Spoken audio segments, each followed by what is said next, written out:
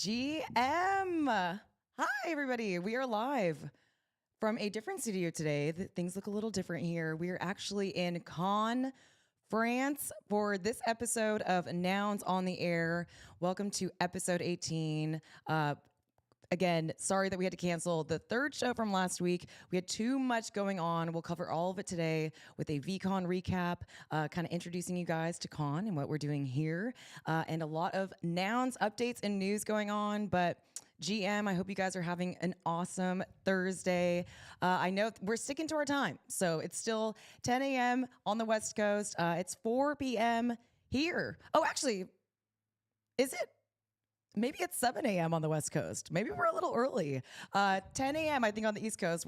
The time change is just so wild and crazy. I just have no idea. It took me like 3 days to figure out where I was and what was going on. But we're here, 4 p.m. Con. It's glorious. This light you're seeing on my face is from this window from like outside. It's just beautiful, sunny, amazing. And I am so happy to get to share this moment with you guys and hang out for a couple hours. So join the stream. Don't forget, you guys can comment and we'll see that. We love interacting with you guys while live. And by we, I mean our favorite co-host. Let me see here. Sheffo. Sheffo is in the house. How's it going, Sheffo? Great. Doing great. Bonjour. Bonjour. C'est bon. We're getting good at French, I think, maybe. By good, I mean we know how to say hi. Thank you. Merci. And then I am really good at just having my Google Translate open and being like, I'm pretty good at the ordering off a menu. Yes. Well, hey, you are our favorite co-host, but you're also our resident trained chef. So this is true. And we can kind of talk about that too. I really want to do a little food segment, but when you were training to be a chef, is everything in French anyways? Is it is the Michelin sort of training for those restaurants based off of all the French fine dining? I mean, there are Michelin restaurants all over the world. It did originate in France, actually, as a way to sell tires. Oh. Yep. It was designed as a way to get people to drive into the countryside of France. And so they developed a rating system for restaurants. And oh my God. So it is the same as the tire company Michelin. 100%. Oh. Yeah, and that's I thought maybe that was the case, but I wasn't sure and didn't want to sound dumb. Is the tire company the one that's also giving out these star ratings to these restaurants? Yes. I mean, I'm sure they're a different entity at this point, but yes, it is. And they do a great job of it. It is super competitive. It's a big deal for chefs. We talked about one of those particular chefs last week on Food 9 o'clock. And what chef is that? Bernard Loiseau. He when we were talking about the frog legs, there was just this actually rather tragic story about it. But either way, the food is spectacular. For me, it's an amazing chance to practice French and to be a part of the culture. Mm-hmm. Yeah. Are the dishes you're incredible. learning and the style of cooking when you're in school, learning how to be a chef? Is it yes, French cuisine? Okay, so the answer to that is yes, but I mean, if you were to go to cooking school in Italy or Asia, you're not going to obviously have as much French-based technique, but in America and in Europe, a lot of the techniques are based in the French brigade system, which came out of actually the military. And one of the things that we might go do at the end of the trip is to go visit Escoffier's home, which is actually right up the coast. Nice. Someone was telling me about it the other night, but you can go see Escoffier, and Escoffier was one of the instrumental chefs in creating this French, a systematic approach to cooking. So there's there's mother sauces, and then there's very specific chops and cuts. There's very specific dishes that have to be made in certain ways to be called that dish. And so the French very much appreciate a dish that they kind of work on the technique of that dish for generations. And the technique, the French style of cooking, it's very military. Well, the order of operations, I think, it's organized. Yeah, it's very organized, and I mean that military, in a great way. But you can see here, and we'll talk about the food in depth a little bit later. But it's just such a pure, awesome thing when you have like just really delicious food in Have front you of had you. a favorite? What's been your favorite? I'll have to think optation? about that. I'll have to think about that as we go through this show. It's on my mind. Everything is my favorite. It's Well, also I'll tasty and talk amazing. food the whole 2 hours. So. Exactly. Oh, chat. We already got chat lighting up here. Hi, Malcolm, and hi, Jay Knott. Malcolm. Awesome to have you guys here. Thanks for hanging out with us. Welcome to Nouns on the Air. We have a lot to talk about today. But of course, we always start the show and we talk about nouns.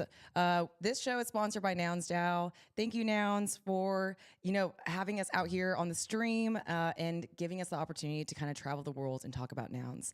And so for everybody who already knows about nouns or doesn't know, this is a great show for you because we kind of break it all down. But this is the noun that is live today. This beautiful pump, this heel pump. I know you can't see this, Shefo, can you? No, the French internet is a little slow here, so I'm not on YouTube right now. Noun 722 has a small bid right now of 0.1. I think we're way ahead. Usually, like when we go live, we're right at the time of the auction or just a few hours before. My gosh, that's right. We've got 9.5 hours left on this one. So go and get your bids in. And as you guys know, one noun is auctioned every single day. All of the proceeds from that fund or auction go into the treasury, and then people can access the treasury, creators, builders, noun holders, and they highly encourage you guys to present your nounish ideas to them so that you have a chance to get funding. We can talk about nouns till the cows come home, but there are a few significant things. And we certainly do, don't we? That are happening. Oh, we do. We love nouns. And I think like the best part about going around and talking about nouns is that we're going to really like try to sum up all of the work that we do with these different events, but it's really hard to put into words when you go out somewhere and like get to meet 5 to 10 amazing people each time you go out who are also in Web3 or who aren't and are trying to find an entrance point into Web3. And nouns is such a great conversation starter for that because it really covers all of these bases of a person who's an entrepreneur, someone who's a builder, if you're a dev, if you're an artist. There's so many different entry points into nouns. As you guys know, that I entered nouns through Prop House. It was an open funding round. All you needed was a wallet address. Prop.house. Prop.house. We love Prop House. We can talk about them a little bit later. There's a house that we're helping run for the Turbo community. Shout out Turbo. Really cool props coming into that one. Shout out Food Nouns. There's another prop house for Food Nouns. But these are the proposals. Excuse me. Too much a cappuccino this morning. Another one of my favorite things here. These are the proposals that are currently on chain and active. If you go to nouns.wtf/vote, you will be able to look at these props yourself. I really encourage you guys, like as much as we go over these proposals, you got to go check them out. You got to kind of read what people are doing, especially if you're interested in maybe presenting your own idea to nouns some way. I end up reading the props like, I think probably on average at least twice, but some of them like I go back and I use as reference. Yes. In a conversation, or if I'm like thinking about a prop or something like this, like some of the props I'll go read 20 times. Yep. Yeah. And because another great thing you're going to get from reading these proposals is learning about the proposer. And most times, you can see by the ENS address who it is. And then it's kind of standard practice during your proposal to kind of like put your Twitter handle or a little bit of a bio about yourself. Or the whole team. And most likely the whole team is what you're going to see. Usually the whole team. Yep. You're going to see who's on like a multi-sig if there's a group. And so I also encourage you guys I personally go and like click on the proposers and go follow them on Twitter because anyone who is coming to Nouns to propose is someone that I want to hang out with and understand sort of what they got going on. So I really encourage you guys to go to nouns.wtf/vote. Look at those props, look at what's passed, what hasn't passed, and then go ahead and see these green buttons. That means active. So those are on chain right as we speak. I'll just bring us back to this dual screen really quick. We love reading these props, and we love also, Shefo and I personally really love helping people cater their ideas to nouns. Like if you have a creative idea yourself, or if you've been hearing about nouns, or if you've met us in person and you've gone out there and you're like, maybe I have something I want to do, but you want to understand more of the proposal process, please do not hesitate to hit us up. We are busy and traveling and stuff too, but we always have time to help people figure out what they have to kind of do during their proposal process and how to make their props a little bit more nounish. So it's awesome to see you guys here. NBCSG. It's Noun Boy and Noun Girl. Adina, Cool. we got a lot of people up in the stream right now. You guys, we love when the chat talks to us. For some reason, okay, my like chat thing where I can like see it like in very large letters, like an old lady. Is it over my head again today? No, it's not. I usually have this chat thing so I can just see and like look down and kind of casually see, but for whatever reason, I can only see it like in the middle of the screen. So if you see me squinting, I'm trying to see what's going on, but thank you guys so much for coming. Always feel free to hang out in the chat and talk to us. We're here live from Cannes, France today. I see someone shouting out, oh, what does it say? Oh, hey you, let's go Adida. I thought you said New York. See, the chat thing's gonna be a problem. That's the next thing I have to fix with this thing. The best thing about a live stream is that we are just learning this together and learning how to go through this and make it happen. But I would say, Chef-O, I don't know about you, but since our first episode, we have really not stepped it up, but I feel like the episodes keep getting better and better. We're working on our end on the tech. We're always trying to bring a better sound to you, a better visual. It is so unique and cool that all of our podcasts and live streams are in different places nearly every single week. For these 3 days that we're here in Cannes, you will see us here on this set. Next week, we will actually be at Brazil in Sao Paulo for NFT Brazil. Amazing. I'm so excited. We're going to pull up their Twitter to make sure you guys are following their account. They are currently on chain with NounsDAO right now for another proposal to boost their event, but this event is going down either way. The Brazilian community is so nounish, and I am really excited to finally get to touch down there. I see you guys. I am doing a talk. I'm going to talk to everybody about that too. Yeah, shout out Brazil. Let's go. I see that Brazilian flag there. Nice. We're really, really excited. So we're going to be flying like straight from here to there. So we'll do our next week's episodes in Brazil. And so if you guys like the stream, I would just like to remind you to subscribe. Don't forget, send this out to your friends. It's my pinned tweet as well. One of my highlights and takeaways from Veecon was a speech that someone was giving. God, oh no. You gotta learn those names, Tushy. Oh God, I should It's know hard. the name. He was speaking with the shark, with Raymond. Damon. Oh my God. You know, I got a lot of names like It's okay, floating around in my Tushy. head. I literally will never forget a face, and it's the names. It's Oh, almost like I yeah, have you- like name dyslexia. Well, you're really good with faces. You're actually really great with names. Just not this morning. I'm good with I'm good with Twitter names. I'll be like, oh, it's XYZ. It's so nice You're to also meet good you. with like TikTok influencer names. We've been out at like Yes. random places, and you're like, "That's makeup sweet girl or something." I'm like, "What the?" And then like all of a sudden, there's like a mob around this person, and Tushy like well, saw them from a mile away. But yeah, yes. that's a great thing. I'm gonna. There are people I recognize and stuff too, but it was a huge quote for me. It was of a person who has millions of subscribers on YouTube. They are part of the Dragon's Den. Is that what it's called? Which is like the UK version of Shark Tank. It's been around, I think, longer than Shark Tank, like a bit, and it inspired Shark Tank, I believe. But then this person, I think, He was the youngest dragon. Yeah, exactly. At I like want to say 28. his name. I want to say his name is Steven. I'm I think so you're right. sorry. I'm gonna check on that. But here's the thing: he has a YouTube where he interviews entrepreneurs. It's like the diary of a CEO.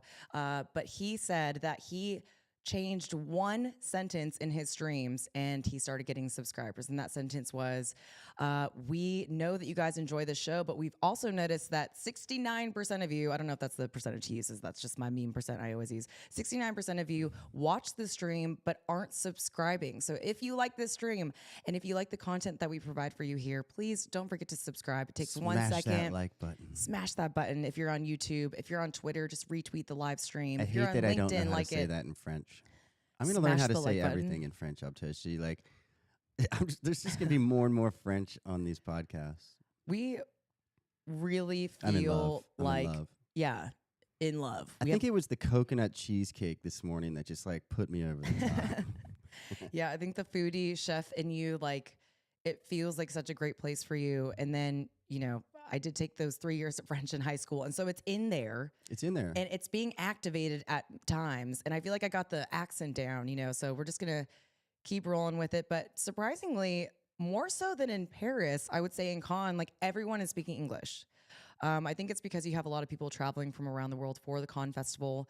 But again, we are here for 3 days. We have a lot of Cannes talk to get to, but I do want to make sure we do a sort of Veecon kind of wrap up. We did 2 live streams at Veecon. You guys got us kind of right before we went in, and then you guys got us the day after. We had our first ever day there. This was our very first Veecon. It was the second Veecon ever. We feel so fortunate to have gotten to come and be Nouns there and representing Nouns on the ground. We gave out a lot of noggles. We met a lot of new friends. We met a lot of new friends. Like I really just truly, if you're a V friend watching this right now, I cannot express to you enough how much I adore, and I mean adore, I don't have like that kind of feeling towards a lot of other communities. Like I really adore you guys. You guys are so creative. You guys are so kind. You guys are so pushing that thing. Like you guys know that from this stream and stuff too. Like I'm kind of obsessed about being like very hyper positive. Like radical positivity to me is everything. And not because I'm delusional, but because I know what it feels like. Like I just naturally am very excited about all these things that we're doing. I think it's the reason that we are able to pull off something like 3 live streams a week, 18 events in a year, shooting a documentary the whole time. It's because we really love what we're doing. And I can tell from Veecon and from all of the beautiful people that we met there that you guys all really love what you're doing as well. And it was interesting. It's kind of like, not that we haven't had great interactions with other communities, like cryptodes and goblins and all of these things. All great. Is that the case for all communities? I don't know. I'm not in all the communities, but I can say that the Veecon community, I feel, first off, is like more diverse and very like there's like an age diversity, there's a gender diversity, there's a style diversity. Yep. Everyone's working on different things. You get like major entrepreneurs showing up that literally aren't there because of the fact that it's an NFT. Like Yep. Veecon and the V Friends community. I mean, like one of the last things that we saw them do was this custom card game that I hadn't even seen the whole time. And then all of a sudden there was literally people at tables opening up these packs, looking for these shinies. And the shinies. It's like a holographic. Yeah, the shinies. And then there were people like instantly putting them into the sleeves to make them perfect and like thinking about how much this one could be worth or what the rarity is for this one. And then over here, there's people playing the actual game at tables with probably like 40 people. I thought it was GaryV. I thought literally Gary was like in this card playing area because that's really the only time where you see people like mobbed like a huddle around someone, but they were literally just playing the card game and everyone wanted to like film it. And never in my life have I seen anything like that in the NFT space. So it's fascinating what they were able to really pull off. And year 2 is amazing. I mean, it's not like this thing won't like continually ramp. And even like the Busta Rhymes performance, that's going to inspire. Epic. Yeah, epic. And that'll inspire other musicians to be like, oh, look at this production Gary puts on. Look at this crowd. Look at the energy. It was awesome, man. It was really awesome. It was a nice way to gear up for this next leg. Like, I feel like it was very motivating and very inspiring. And and I think it's important to touch on, too. Not even like that, like, exhausting. I mean, a lot of events like New York and stuff get really, it's like hard. Veecon was chill. Very chill. But us talking about how incredible this community is, that's only possible because of the incredible person running it. And so everyone can have their own opinions, but my opinion about GaryV is that he is phenomenal. I've actually learned a little bit more of his story after meeting a lot of the V Friends. I didn't know he was so heavily involved with CryptoPunks. He's kind of the person that made CryptoPunks happen, as far as I'm concerned, based off of what we've heard. Like, he was the person calling around saying this is going to happen. I know that he has like 60 CryptoPunks, but he is that person. And I get why that happened, because if you got a call from GaryV and he's like, I trust and believe in this thing, you'd be like, okay, that's someone I actually want to take advice from. This is someone I believe in. He really, I cannot even say it enough. You can do your own little search. Go to Veecon on Twitter, search GaryV. He replies to everyone. He was on site. I'm like, what is everything happening? It's almost like he'd be like, he'd go backstage after a talk and start tweeting at people. He paid for some people's flights to get there. He gave away tons of free tickets for people to come. And after the event, he actually asked people to drop their wallet addresses to say, hey, did you come? But you don't have like a VFriends or any like the V2 or anything. And I think he's been dropping people NFTs that they can keep in their wallets and have for next year. So he's more than hyper involved in the community. He's a fantastic leader. He's already from the day after, from the hour he left, he started doing polls and stuff and asking people, saying that they're planning for 2024, which we are so excited to hopefully get to go to again. I couldn't imagine not going. But he is such a great example of just as close to perfect leadership as you could get in being like a perfect leader, like like present for your community. Well, and he would probably be the first to admit it as well. Like, he's a person. He's I mean, yes, not like a flawed leader, but he's just like a person, right? And yes, he is somewhat like idolized. And yes, you can see that too as well when you're on the ground. That's like just the truth. It's fairly apparent, and you know, he has kind of earned that. And you do see that with other personalities in our culture that have also, you know, put in decades of work to earn that. It was super interesting, but at the same time, like, you know, he probably would be the first to tell you that like it's okay to make a mistake, and we even saw his team like reevaluating things on site at the Busta concert, you know, like even Steven here says he knows 3 people that were airdropped VFriends to, like the version 2. Dude, that is exactly what I'm talking about. Did you send him my wallet? I didn't send the wallet. Toshi? I didn't send the wallet, but you know what I did do is I gave GaryV a pair of noggles. We were both there on the ground right before the Busta Rhymes concert. I was like waving them like, hi, take them. And like he literally like let the security guard give him the noggles. I immediately tweeted after this like very heartfelt thing, like being like, hey, I've been wanting to give you a pair of these for over a year, even though I know he's already very involved with Nouns. Like, he was part of the reason Vayner was the reason why the Nouns noggles were in the Bud Light Super Bowl commercial. And so I know they have a connection with Nouns, but to have like that personal sort of like introduction, you know, I was wearing my Nouns like jacket. I'm the Noun lady when I travel around the world. Like, everybody knows that. And so to get to hand that over as like the Noun lady, to him, tweet about it, and then him immediately in the moment say thank you for the glasses on Twitter, and then follow me back. Like, you're so right. Like, there is this like idolization of him too, but it's more of like, it's so appreciated by people when you're like actually seen by leaders in the community. He's connecting with his community. Yes, and that's what I'm saying. Like, it was so meaningful to me that he tweeted back and like followed, and like, because that's you know, I'm sure I'm sure his newsfeed is like wild and crazy, and he's just, when he follows you, he's not necessarily going to interact with everything going on, but that act alone like made me feel so included. It made me feel seen. It made me feel like the work that we're putting in is like worth it. And like, you know, I know that everybody else that had an interaction with him that weekend at some point in time, like, feels the same. This is a person who, if you ran into him at a bar while he was eating with one person before the event, he gave you an interview. If he's walking to his selfie station where people were like lined up and you had to book a thing to get a selfie with him, like a time slot, if he was walking to it and you saw him before, he'd take a selfie with you. He literally doesn't only just like stop and give pictures and then cut people off. He like gives you time.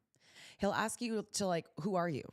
What are you doing? What's your project? I'd love to learn more about that. Like, and it feels very sincere. And then you can tell by the interactions of even on social media alone, he will interact with you. And that shows too. It's not just this like blank, just sort of like, oh, I support you kind of thing. It's like there's true sincerity there and authenticity. And I think that any VFriends watching this or that were there live at the conference kind of know that that is true. okay, put aside all NFTs and anything. Just talk about like the human experience. You can tell sometimes it takes people a little bit longer than normal. Some people can feel it right away. Some other people, you got to get to know someone beforehand. But like for me, it's pretty easy to kind of tell with someone when you're meeting them, like if they're authentic, right? If they're just sincere. And it was immediately visible, like physically with Gary. And then like after interacting with him, that happened as well. And I just do think that that is a rare trait in the space and something that should be talked about and shared, because so we can like tell people like, oh, hey, it feels really good when people are like this. That way we all look for that goodness in the space and can continue to like shine light on and notice and make present like other people in the space that have that kind of goodness. And so I mean, I could rant about just the human goodness the whole time too, but GaryV already did that for 3 days. It was all about love, and not in a cheesy way, like in a very real way, because at the end of the day, like that is what it's all about. Like you can't show up to something if you're not feeling loved while you're doing it. I don't know. Maybe I take on like a little bit more of people's emotions more than I should, but I really like feeling like, you know, people kind of want me there. And I feel like GaryV made everybody feel like he wanted you there. Like he wanted all of you there. He wanted you there so bad that I have still today am on Twitter and seeing people just leaving Indianapolis at the airport. Like they can't leave. Like he wanted you there so bad that he went home and immediately started planning for the next year's event. And I don't even know what to say. And the coolest part about what you were talking about with the cards, Sheffo, so I definitely grew up pretty close to like Disneyland. And so I wouldn't say I'm a Disney adult, okay? But I understand the collecting part, and he has got it down. Not only does he have these characters, right? These awesome VFriend characters. He's got the pin collecting. He's got the trading cards now. Like he announced a collaboration with Crocs. They're gonna do VFriend's Gibbets. He like threw pairs of Crocs into the audience, which is the first 6 Crocs that like had these Gibbets on them. Like this man is a genius. He knows exactly what he's doing. And then the pin trading and stuff too is just insane. If you aren't aware about pin trading, I first learned about that type of thing from Disneyland. And so that became like a thing everybody does. Like if you have an annual pass to Disneyland, you're really into the characters, you're into the experience. Like we need an OTG pin. We need an OTG pin so bad, dude. But like basically you have your annual pass around a lanyard, just like these lanyards I have over here from Veecon. And every time you go to Disneyland, you can get new pins. And you can also play this pin trading game where basically, and I don't know if you guys know this, but you can go up to any Disney employee and ask them to trade a pin with you, and they basically have to do it. And where that comes in and is really cool is sometimes you'll come across a Disney employee who's like working the exit line of like a ride that no one's really going on that day, and they'll have like a very rare pin, and they'll like give that to you instead. So like that experience alone, like it makes so many people happy. It inspires like community, because you're not just like collecting something on your own, you're like trading with other people, and so you're meeting other people from around the world and trying to understand them and collecting these rare pins, and it's so much fun. And I had never seen another pin collecting like vibe that was so powerful until freaking Veecon. I had no idea that there was pin collecting. Like it's the first time I've seen it in the space. Have you seen like pins around for other communities? Yes, I mean I've seen pins. Well, Nouns has like awesome pins, but like almost like I feel like the Nouns not a pins. trading environment. Yes. The Nouns pins, we have awesome ones from Big Shot Toy Works. Pixels made beautiful pins. I have tons of Nouns pins. I've made Nouns pins, but maybe all like the Nouns pinning people should get together, and we should make like there should be some type of lanyard or something. Dude, we should be able to. Oh God, I'm about to give away great alpha. Do it. Pin.wtf. Pins. Pins.wtf. Chat, if you can get there before us, go for it. You better get there CC0. before me, boy. 'Cause I'm coming for that one. That's a good one. The pin trading, the card collecting felt very like Pokemon style, which is of course like I learned about Pokemon in 3rd grade, and like we were all like I'll never forget, like it went from like one day. Tushy. Yeah. Go single screen.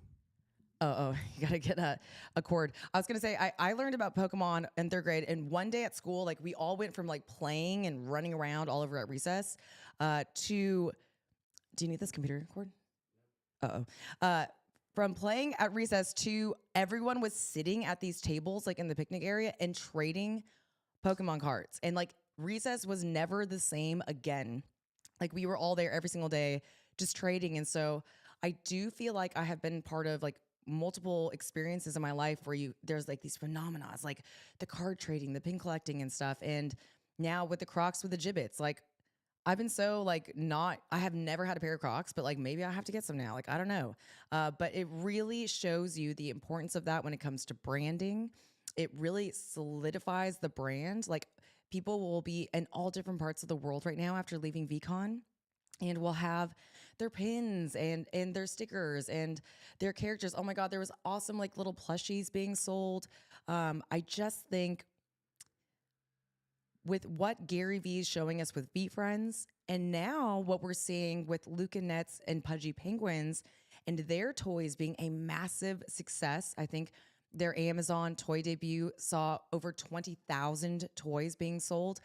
Like NFT companies and crypto companies and anyone kind of getting into this Web3 world should really start thinking in that direction. Like these old school branding, community building style things that we have been thinking about and have been shown by other companies that it works. Like they really do work. They're great for community building.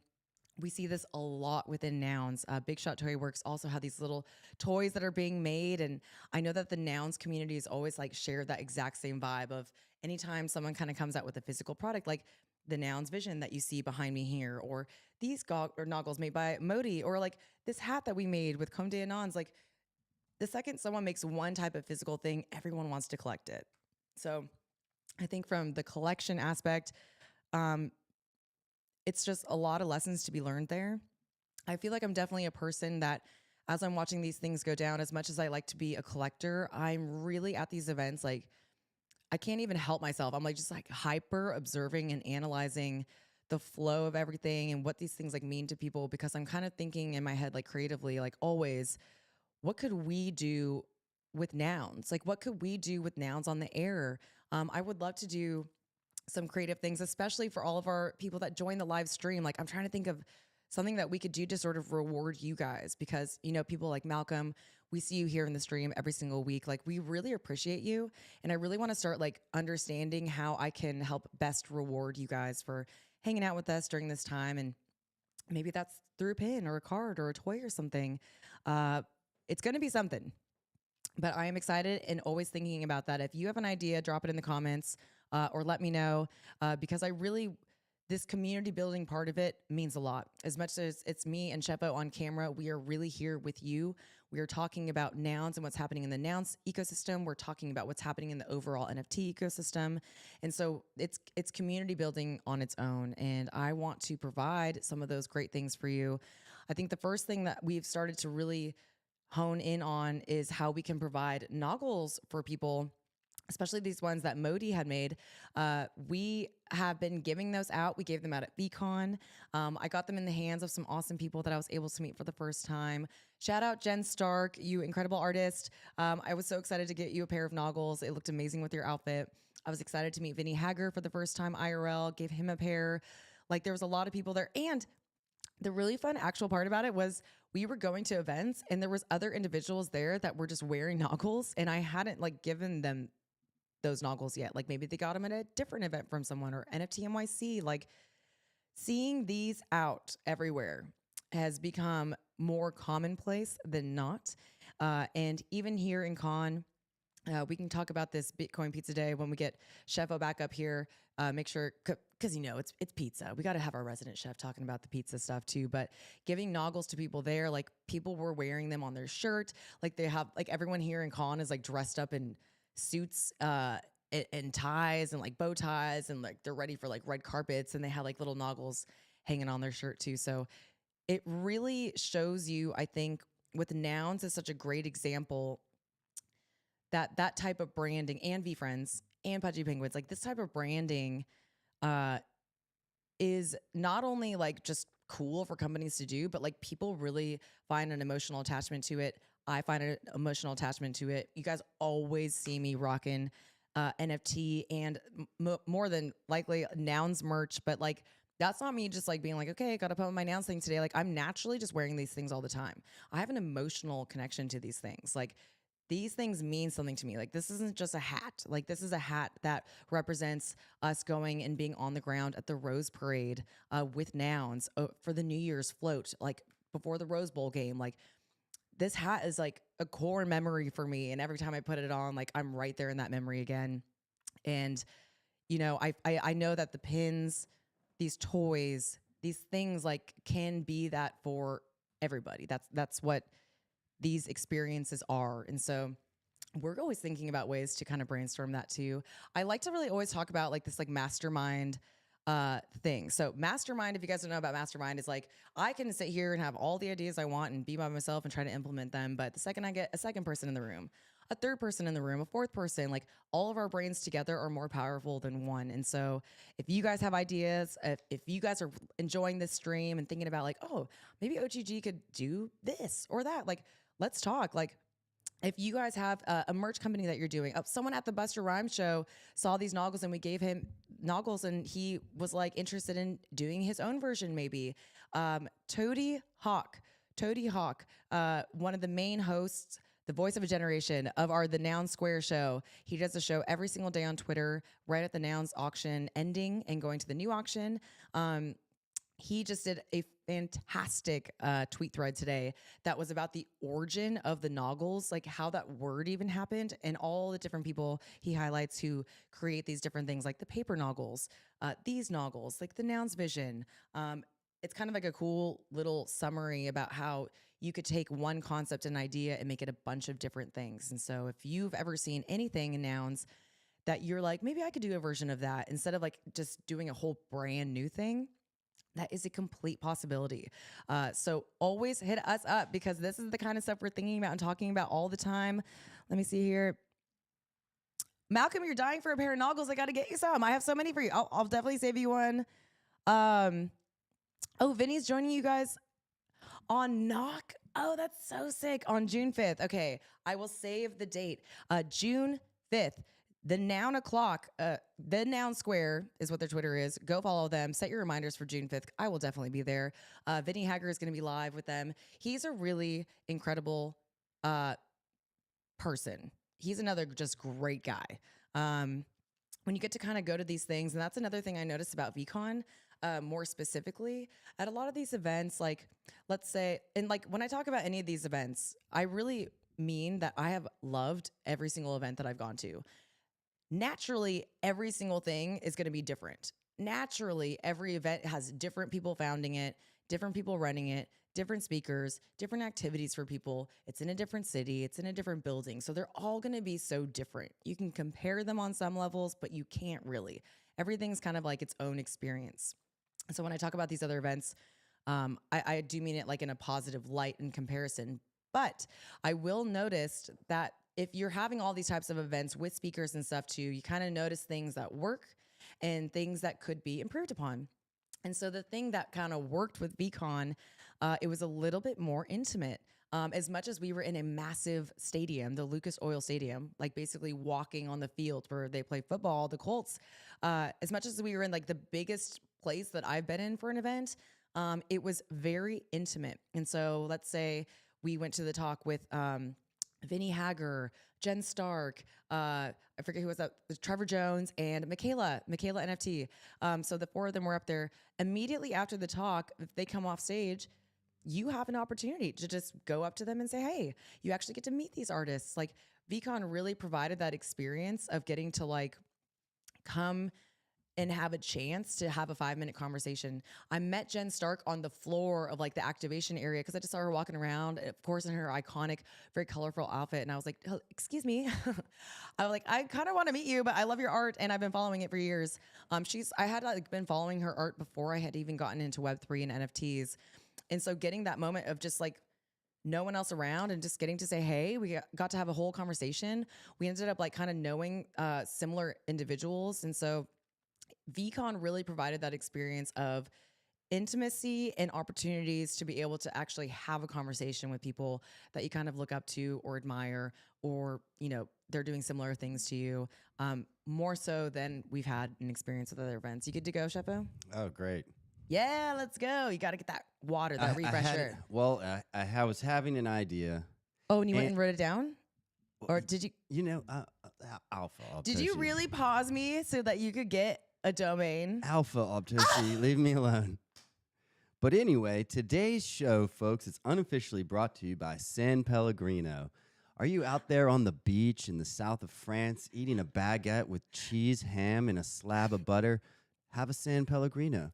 Are you on the Lamborghini yacht popping around from Cannes to Monaco? Have a San Pellegrino. We're not on that. Are you getting off of a hot tourist bus, hitting the streets for 3 or 4 hours before getting back on? Have a San Pellegrino. This is not an ad, but it certainly could be. I am dead right now because I actually thought you were having like a medical emergency or something. But now I know if Sheffo ever pauses the show and says, go back to single screen, like he's off buying some domain or an ENS or something's going to go on. Fizzy water is nasty. Ooh, the comments.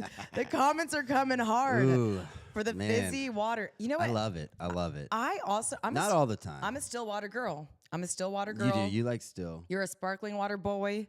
Yeah. Sponsored for sure. No, this is what we do.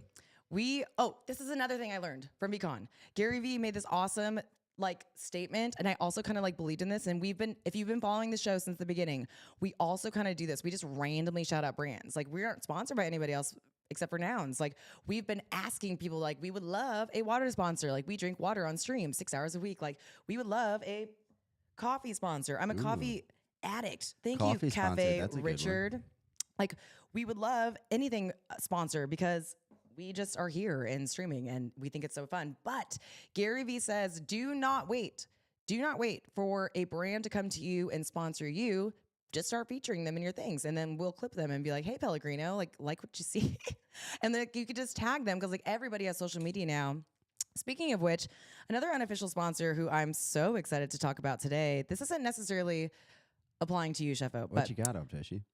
Well, you know that I don't wear a lot of makeup, but the makeup that I do wear could be, and is about to start being Tarte Cosmetics. Shout out Tarte Cosmetics. Queen CEO Maureen Kelly was one of the speakers at Veecon. And I was like, you guys know this. If you watch my episodes from before we went to Indianapolis, I said if there was one person I could actually meet, it'd be Maureen Kelly. And people are like, who's that? I'm like, it's just my makeup queen girly. I don't even I'm not even a makeup person really. But I really want to meet her because she is another marketing, branding kind of guru. She does these amazing influencer trips, and everyone on TikTok now knows about Tarte Cosmetics because they'll send Alex Earl to Turks and Caicos. And I know that sounds ridiculous, but when you're doing these social media sort of influencer things, it's marketing and it's working. So today we have their new, why is it a word that I can't say? Maracuja? I'm hoping that you're saying that right. Maracuja Juicy Lips, baby. If you have to go on a live stream, you better put those juicy lips on. Yep. If you got to go outside at all for anything, you better get that juicy lip on. What color is this? Grapefruit. Ooh.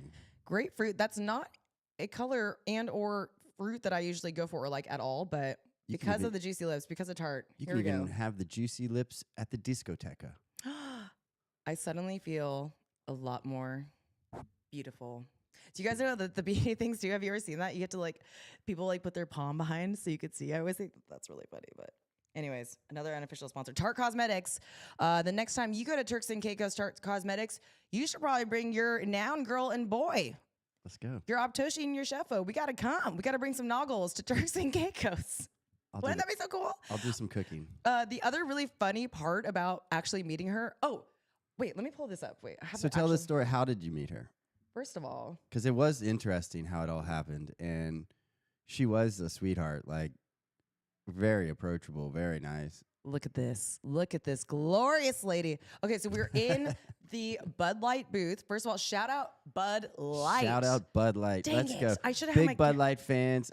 Let's give Bud Light some flowers. They, they're hopefully hopefully not in their heads these days. Bud Light's champ mode. I'm very pro Bud Light and the moves that they've made. I think that they're pushing the boundaries. If I don't know, maybe not. Like that's kind of lame to even say that. But like I think Bud Light, you know, they're in the news these days. You can DYOR, but you know, they were really, really, really great guys and gals. They treated us Beautiful. beautifully. You know, they were super We interested got in noggles and shirts. in the nouns. Like they took it as an opportunity to deepen their understanding of nouns, and we took it as an opportunity to deepen our understanding of like pretty much where they're at. Like we talked about what they see in the future for Bud Light and NFTs. We talked about things that they would like to see from nouns. I happen to own beerfest.eth, and here we go. they were walking around Here with we go. they were walking around their shirts all weekend long said beer.eth, and so I just kept reminding them that I owned beerfest.eth and that they could have it if they wanted. I literally said that. I said, Bud Light, you can have this. You got that because there was a Bud Light Noun O'Clock space, and I know that they were like, we want to do a beer fest, and that was another moment where he's like, pause, I have to get an ENS. Literally. Beerfest.eth. Okay, yeah, if you're ever out and you kind of like, you don't really want to drink, but you kind of like want one drink, have a Bud Light. It's true. It was nice to have at the conference. It's like I could have a Bud Light, and I wasn't drunk. I was just walking around having like a light beer. It was nice. I'm serious. This room that you're seeing me and Queen Maureen Kelly in there was like these, you guys have been to like a stadium, any sports stadium or arena has like the private booths that you can go into, and like corporations and like companies and stuff will like rent them out. Boxes. Oh, boxes. Yes, thank you. I like couldn't get the word. I'm like private booth. These boxes. And at Veecon, there was these boxes set up in front of the main stage, and different sponsors like Bud Light. Next to Bud Light was Yahoo. Then you had your speakers one. Like there was all different sponsors there. And so Bud Light had this awesome first like ground floor, first room, and the Bud Light squad gave us passes to go in it. Thank you so much. And so as you guys know, I've been dying to meet this woman, and I'm in there. It's the end. It's the last show. This is the last performance of Veecon. Some people have left. A lot of people are there to see Jordan Sparks. Shout out freaking Jordan Sparks, voice of an angel, by the way.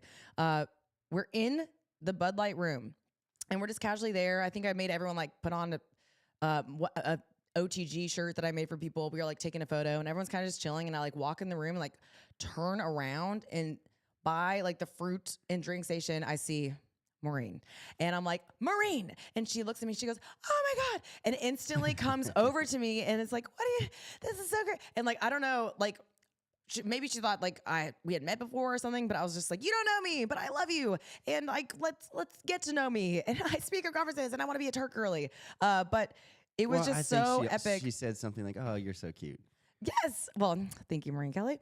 But that means a lot coming from you. I mean that. But even like down to the point where we were like, hey, after this event, like we're flying out tomorrow. We're going to go to the Con Film Festival. She's like, we were going to go to the Con Film Festival. Like, she is so cool. She's traveling all over the world with Tarte Cosmetics. I think branding wise, marketing wise, she's showing us how it is done, and that you do need to have a presence at like major events around the world to sort of show people who you are. Tarte had their branding, you know, all over Veecon.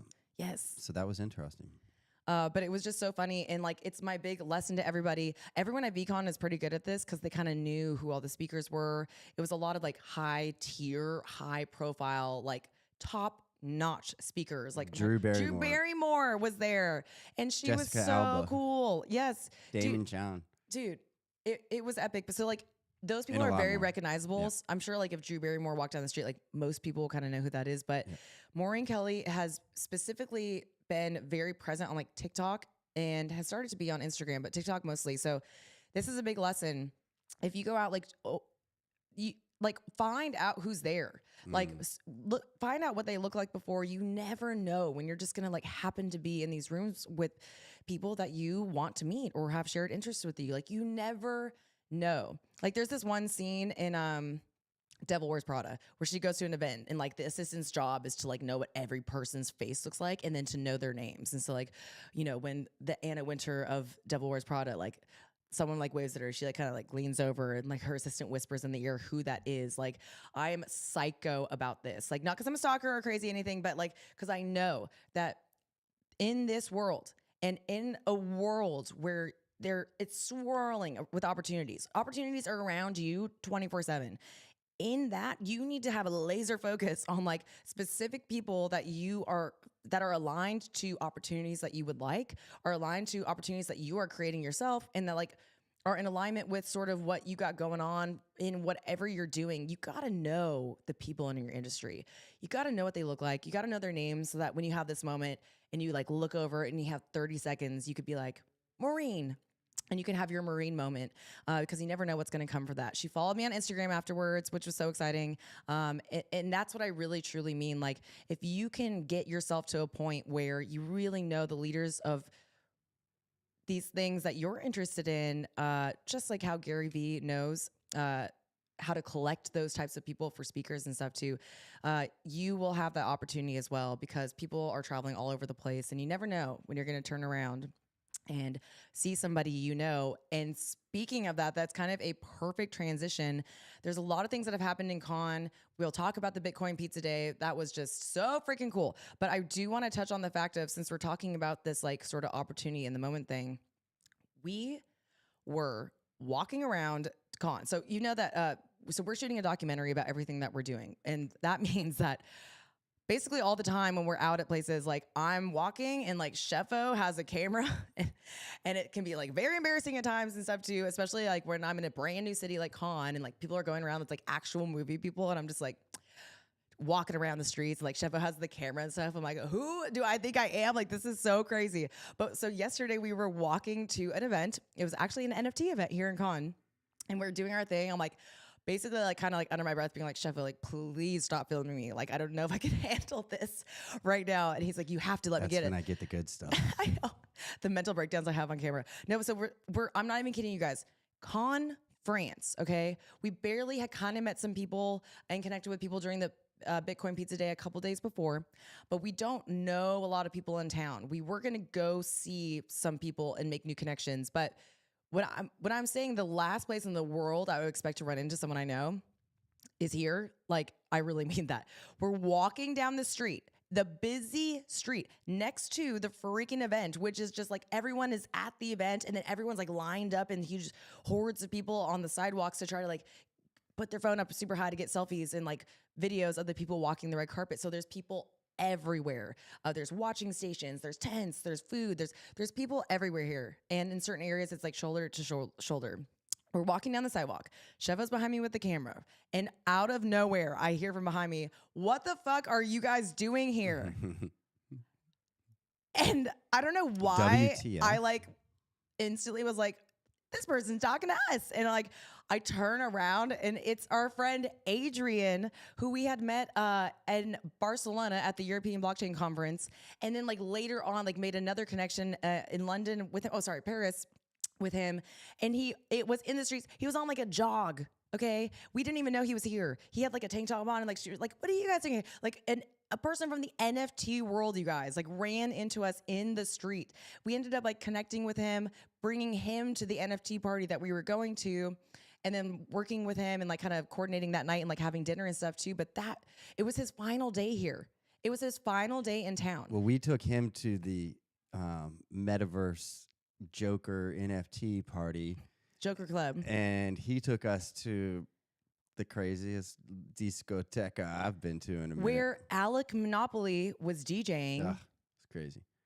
We tried to give him noggles. Well, Chepo tried to give him noggles, but he already had his like whole vibe on. So I was like, this is not gonna happen. The security guard took like one step towards me. Yeah, I was like, there will be another opportunity to give Alec Monopoly noggles, and I feel like the noggles would be like so key on his artwork, anyways. But you guys, this is such a good lesson. Like, keep meeting people. Don't be afraid to meet people. Adrian was a person who came up to us at the European Blockchain Conference. We were kind of just like wandering around talking to someone else, and he said, hey, like, why are you guys here? Like, what's up with Nouns? Introduce himself. And then like from that experience of him not being afraid to just talk, like we ended up having like a great conversation in Barcelona, and then didn't like meet up again. Like from that experience, we then got to have this spontaneous random experience in a whole different city. Okay, you're good. I feel like he's gonna go buy another domain right now, our ENS address. But it's truly. Oh, here we gotta go this way.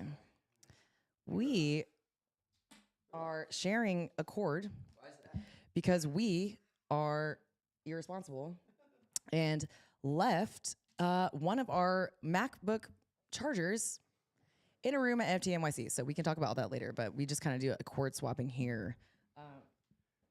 Can I get an air horn? Adrian the plane, let's go. For Adrian, can I get an air horn? There you go. Are you back? I'm back. I'm right here. Oh my God. It's so funny when I have to like take you off the screen and then bring you back. We're back with our favorite co-host, Chevo. All good. Don't be afraid to approach people, meet people. If you see someone at the freaking airport and they're wearing some NFT something, like at this point in time, what I know to be true is that NFT people are wearing NFT stuff at all times, like merch. Like go up to people, say hi. You never know when you're gonna run into them again. And like now we're like talking to him like, okay, he has a NFT like marketing strategy agency. Like we're thinking like, okay, what are things that we could do with that? And just know that like, I got a big idea that I'm going to be working on with him. ooh, but that's the thing. Like you never know. You're not just meeting people for the sake of meeting people. And even if you are, is it so terrible to just meet a great person? No, that's like the best thing ever. You can, the worst case scenario is that you're meeting someone that's just a cool all around person and has similar interests to you. The best case scenario is that you guys end up being able to collaborate and do something together. So I would encourage you guys. I know everybody at Veecon sort of had this energy that whole time too. Everyone was like networking and meeting each other. It was super important, connecting with each other. Like I would just start like handing my phone to people to put their Twitters in. I don't recommend that though. I did hear some like horror stories, not from this Veecon, but someone kind of was saying not to do that because someone could like do something to your phone really quick. So don't do that. But we were basically with like very trustworthy people, doxed people, but like get people's handles. Send them a message. If you get someone's Twitter, take a selfie with them right there and instantly DM it. Hey, it's me. This is what we look like. We had a great time. Let's connect. Like really make meeting people and connecting with others like your thing that you do this spring and summer. Like please, I'm telling you, because we got that awesome, beautiful interaction with Adrian in the street. Just kind of like when did we meet him? Like February? What day is it? What year is it? You're March, April, May. 3 months. So within 3 months, I love how I had to like count on my fingers. How'd that go? 3 months. Within 3 months, that initial connection like sparked another one. Like exponential growth, guys. Exponential growth. You can only continue to grow your network and yourself if you keep pushing yourself to meet people. And I promise you, the people that are out there, like it's pretty obvious who's kind of like open for conversations. Like, well, and we also everyone's networking. We also got to interface with Rug Radio France. Yes, that was awesome. Yes. With our new friend, let me pull up her Twitter just so everyone can see. Let's go. Let's give her a follow. Evie knows. French Rug Radio. Wait, let me put this on the screen. I'm excited. Yes, my queen. I'm stoked to learn more about Rug Radio. I mean, really, like me too. We had a chance to hear more about how some of their tokenomics work, how some of their like show host incentives work, how people kind of start their process with that. I need to hear. I probably need to hear it a few more times, but well, and like how we met. Our connection, she was at Veecon, and we didn't run into each other there, which is crazy. I actually posted. She was on our same airplane coming. She was on our same airplane. To Atlanta, and then from Atlanta to Nice. She was on both of the planes. Yeah. But I actually like posted like just a photo of like the beach here because it's just gorgeous. And then like my new GM thing, I feel like the new thing I want to do every morning is have a GM with like a new picture of like where we are and stuff too. But I posted a picture of the beach and she commented like, "Is this the south of France?" I'm like, "Yes, it's Con." She's like, "Oh my God, I'm here." So we connected with her. We realized we were both at Veecon and missed each other. She invited us to this Joker Club NFT party. That's where we met Adrian on the way there. So we got to hang out with her as well. She's really incredible and is getting really into Web3 and kind of like introduce us to this Web3 community that is in the south of France. It's not very big. They have a lot to go, like a lot of work to do, but actually the people that are doing it are really dialed in. And I have big hopes and faith for the south of France community. I know that there's a Web3 community in Paris, but dude, France is honestly going off, you guys. Like, I also had a meeting with the founder of NFT Paris. We're already excited about that event coming, the 2024 version. So next year, you got to get ready. France is it, as far as I'm concerned, with like location, people, like Snacks. Every person that we've met has been incredibly nice and really cool. Like, big shout outs to everybody. Just keep pushing yourself. I will just keep hammering that in your brain to meet people. That happened through we had been around each other at different conferences, and we were able to finally connect through a Twitter interaction. So you just never know. Put yourself out there and don't be afraid. Putting yourself out there doesn't necessarily mean like hopping on stage, right? Putting yourself out there doesn't mean like you got to start a live stream tomorrow. Like, put yourself out there by just talking to people, reply. This TikTok came into my stream today, and it was like, pretty much you should only be in your house like to sleep, and the rest of the time you should be out in the world. And like the more time that you spend out in the world meeting people, yes, the more successful you'll be in life.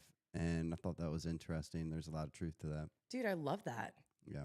I also think like, you know, like we're kind of like in our home, like wherever that happens to be that week. Like when we're for done streams and here, stuff.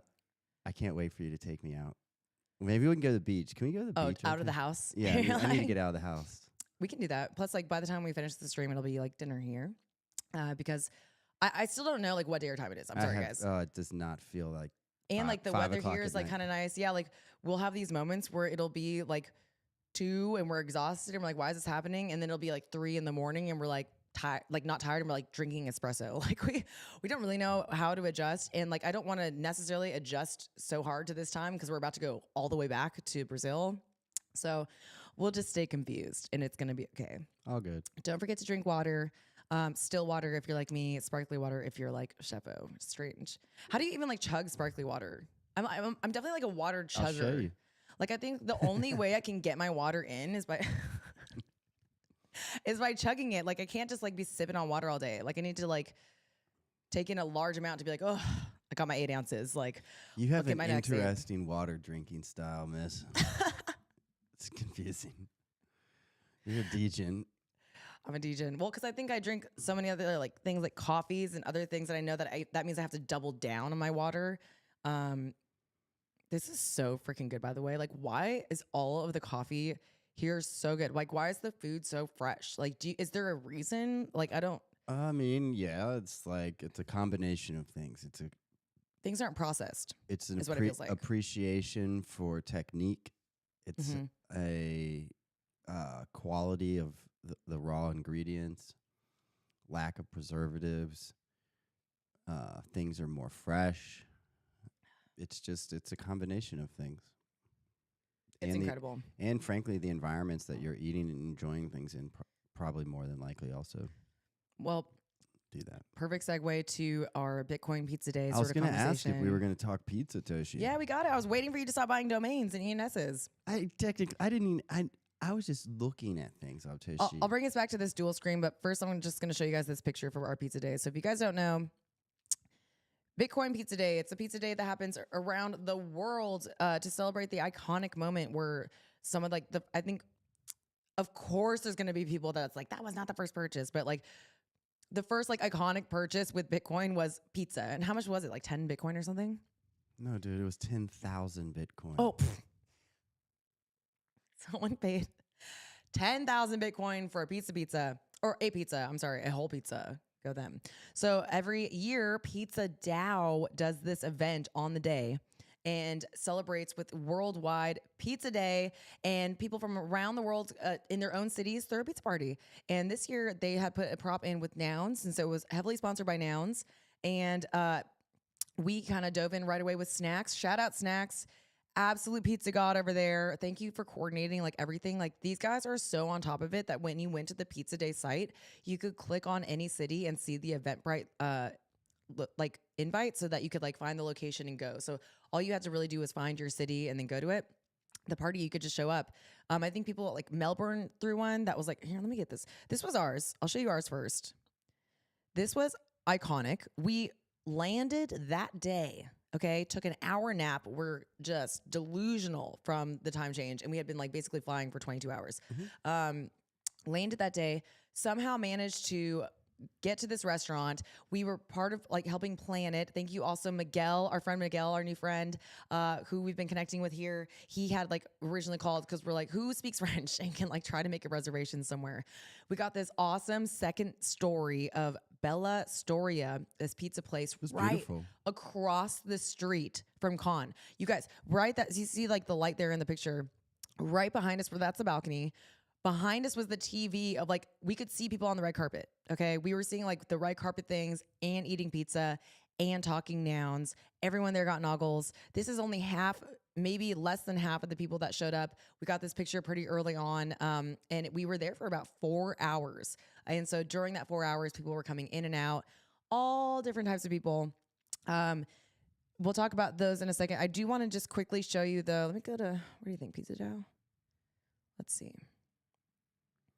It was Oh awesome. yeah. Let's go to their thing to see. Oh, they got shirts coming out. I'm gonna get me that shirt. They had this awesome tweet that was like, "Show us your pictures." Jesus, I should have had this ready. I had my other tweets ready. Wow. Okay, I guess I'm passing them all. There was one awesome thread that had every single like all the different people in different cities like posting. Okay, internet, let's go. Come on, Con. Good luck. Come on, Con. Here, give me. Oh, who's that? London stacking it up. I know that Melbourne had like 150 people theirs. Ooh, NFT Factory in Paris, their pizza day. Look at that. Sick. Talon? Whoa. St. Petersburg? Sick. Yeah, there's a lot of parties. Lisbon. Let's see. Vienna. You guys. Berlin. Shout out Berlin. Oh, I see Noggles there. This thing was so freaking cool. Ottawa. I mean, it just goes on and on. Melbourne had a massive, massive one. Everyone's like invitations kind of like were different, but looked the same. Like, I'm just back on our screen now too, Sheffo. Nice. It was iconic, to say the least, and really cool to see that level of coordination happen, because it means that like they got 90 cities or more across the world to coordinate and all have a pizza party together and then send in pictures and then join like this live Zoom. Like, it was just really cool. It was incredible to see like how people did their own pizza parties at these different places. Who doesn't love pizza? And that's like actually the cooler part too. Like, pizza, I guess, is just like universal. Like, everyone, no matter what city they were in, had pizza. I like kind of never really thought about that before. Is that a universal food? That's why they do it. I mean, it's become that way. It's one of the most known. Oh, Malcolm says that they had a pizza party in Uganda. They did. That's what I'm talking about. They did. It looked awesome. Dude, it was such a special moment. It kicked off our experience here at Con. It already made everything very nounish. And in that, at that entire event, and because like Nouns was such a large sponsor, and like since we helped coordinate it, like we really got to have in-depth conversations with people about Nouns. And the really special thing about our party and Con is that everyone here is for the film festival. Like, so they're writers or directors. We got to meet Miguel, who actually has a prop in with Nouns. It was the first ever NFT sponsored film. This was before the Stupid Buddy prop. First European film to be sponsored by NFTs. Wow. Second potential film ever to be sponsored by NFTs, but wow. First European. Dude, and like you can go look up their prop. I believe it was like, I want to say 53 or something, but I had no idea about that. I thought the Stupid Buddy documentary prop, like number 74, was one of the first ones. And so getting to meet Miguel and like seeing their vision for what they were doing with Nouns was so freaking cool. So we got to meet a prop builder there. We got to meet people that were student filmmakers who had a film in the festival, like directors, producers. Like, they were up for sound awards for their sound production. Oh, nice. That's what I mean. Like, and the they craziest were part, 19, 20, and 21. Yes, they were young, and crazy. Like it was so inspiring. Like, I couldn't imagine having to been that They're age. still in like, college. Yes, They're like sophomores in college, still like literally learning this stuff, and they put something together that made its way to Con. Yeah, and like our party like was filled with, you know, young people, older people who have been like are veterans in the industry. But the thing that was like most noticeable and very special was that everyone that we came across and then started talking to about Nouns, they instantly had like creative ideas about things that they could do. And so, Nouns, you better look out for some props that could be coming that are more media focused or like around movies or shows. Like we had a lot of people that we were talking to that were very interested in that. Well, for example, we had a wonderful. There are a couple. I think there were a couple. Mike and Molly, Michael and Molly, which is like I think a movie name. Shout out Michael and Molly. Shout out Michael Molly. They're the cutest things in the world. American actor and actresses. Just shot a Hallmark rom-com together. So cool. And they were over here. I think they had 6 scripts and a couple other things that they were kind of pitching and networking. And when we had a chance to have a couple pieces of pizza, a glass of wine, and kind of dive into the noun side of it, it was really neat to see them kind of understand that there could be this whole different way of funding a creative project. I think I asked them at one point, okay, well, like, what are the levels of funding that you're going for here? And it kind of ranged. But even on like the top end, it was well within the budget of what Nouns could afford for production of a high quality, movie or an independent film. So that was really interesting, and to kind of see an artist, in this case an actor or actress, see the potential in Web3 funding. Yes. And be willing to say, hey, you know what? Like, we're probably going to need some more time with that. Probably going to need a private conversation or two to, hear this again. But I am 100% fascinated by this now and would love to, talk to you guys more. And the fact that they are doing things like rom-coms, one of the ones that they're interested in producing is a Christmas movie. I personally think that would be pretty cool for the DAO to do a Christmas movie. I love a Christmas rom-com. Come on, guys. I mean, come on, dude. That would be amazing. That would be epic. That was, for me, like a really great highlight of the pizza party is getting to meet Michael and Molly and, learning more about the film industry from their side of things, as well as legitimately feel like we, on some level, could be a part of, like, the film industry in Hollywood or in Cannes or any place they're making films around the world, because Nouns does have a functional system. It does have a functional treasury, and the treasury is large enough to have some of these independent film projects at least try to go for that funding. Nothing's guaranteed in life, but it made me feel proud to be kind of out here representing a group that could do something like that. It just felt very innovative.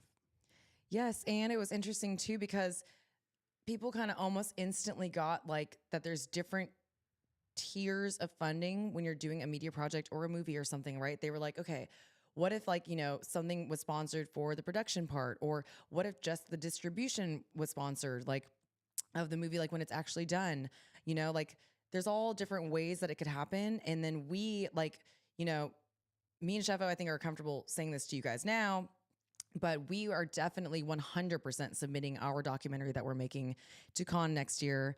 As soon as we're done shooting in that first week of December with that final event, we will be instantly going into editing mode, into post-production. And we have kind of like a 3-month deadline to be able to submit for next year's Cannes.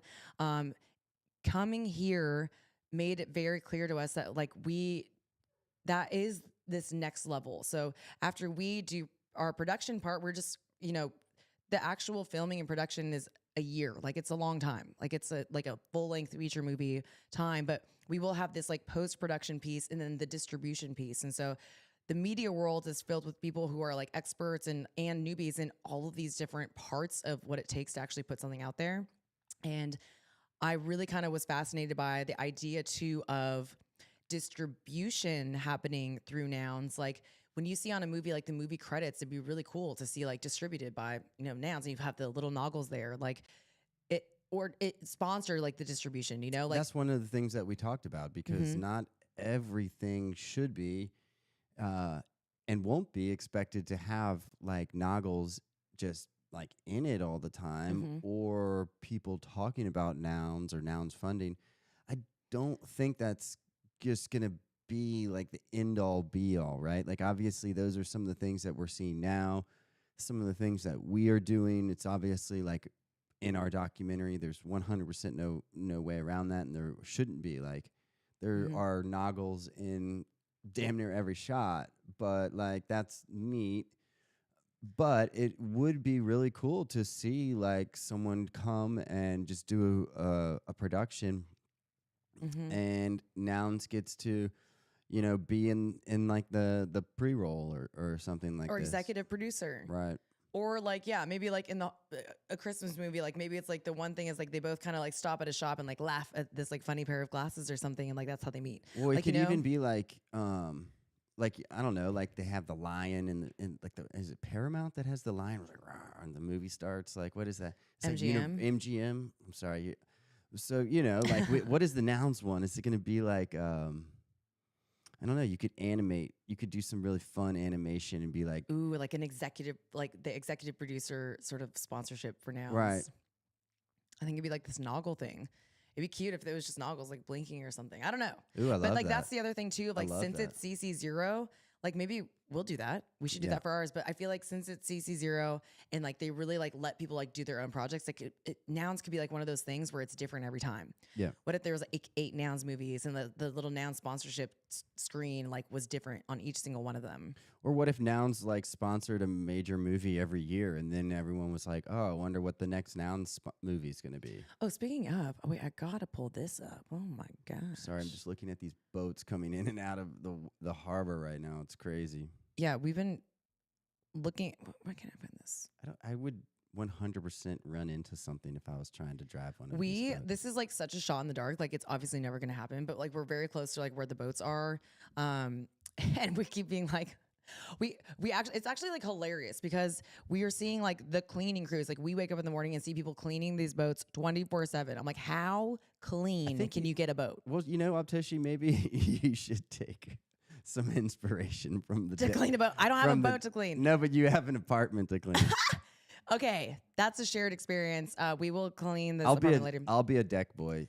You can be a deck girl. We'll be out here. Well, I love the show Below Deck and stuff, but like you really get to see this. Like, I'm not even kidding you guys. Like right now, there's probably like 8 boats that are right here that I've seen every single day. At least 4 to 5 people are on them cleaning them, and no one's come. Like they Yeah. haven't left. All the tarps are sitting on this stuff. I'm like, what is going on? Like, were these murders on these boats? Like they're the most like they're scrubbing every single inch of these things daily. I don't know. It's hilarious to me. They're everywhere, and like almost like I feel like if I could like go outside and just be like, oh. Hey guys, like someone would be like, "Hey, want to come? Want to just come on board?" Hey, you missed a spot. Yes, but anyways, that's just like my We lofty haven't dream. We haven't made it on a boat yet, Abtishi. I do want to show everybody this. Speaking of these like animations and clips that we're talking about, let me pull up the website here really quick. Okay, so 4156 retweeted this. I'm not quite sure who's behind it. I should know. That's my bad. I'm really sorry, but another example of people creating stuff media-wise with Nouns. So let's just give this a little watch. I love this. I can't see your screen, so I don't know what we're watching. I'm so sorry. It's only It's like okay. 30 seconds. It's that animation. Yeah. No, it's great. Put on the noggles, read the eye chart, start the rest of your life. Okay.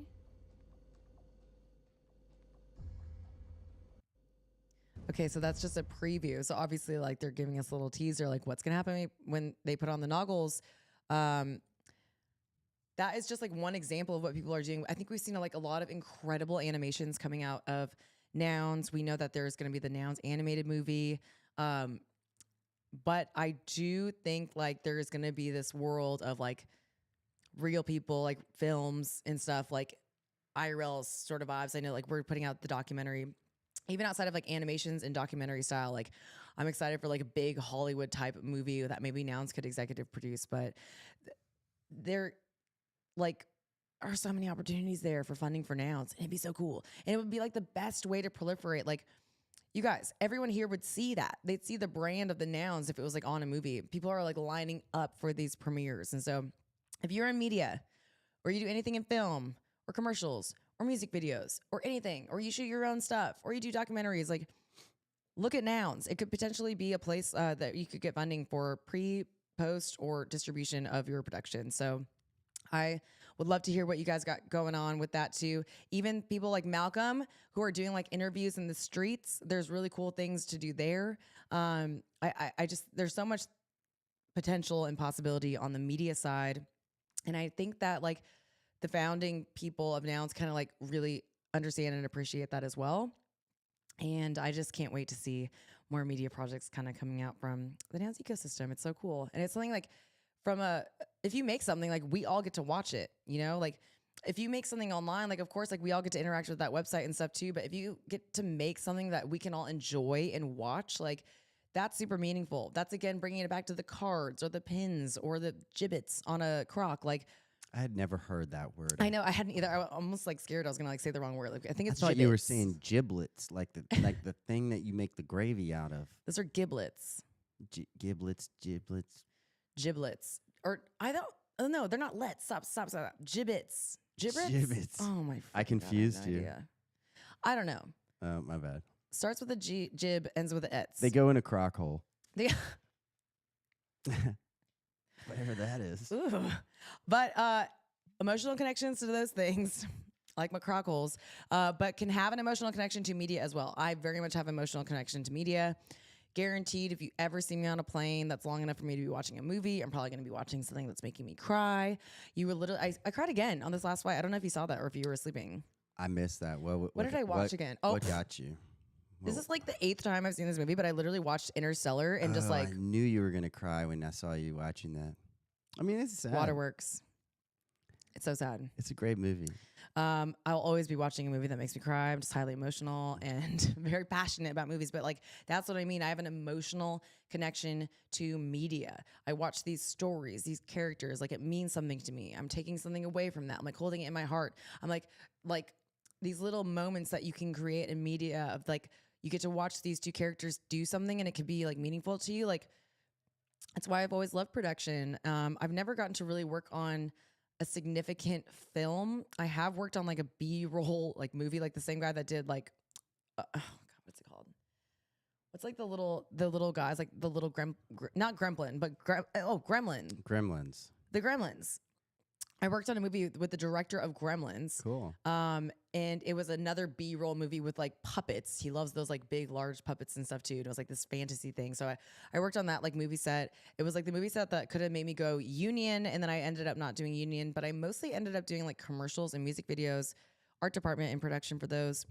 But like, I've always dreamed of like working on an actual set and stuff. I think that's why like I'm so passionate and excited about the documentary that we're making. Like we really have this hands-on experience with producing it, filming it, editing, doing everything. Like there's something about that world that I just like love so much. Love it so much. It's like my emotional connection. It's my gibbets, okay? It's my pins. It's my card collection trading. It's all of it.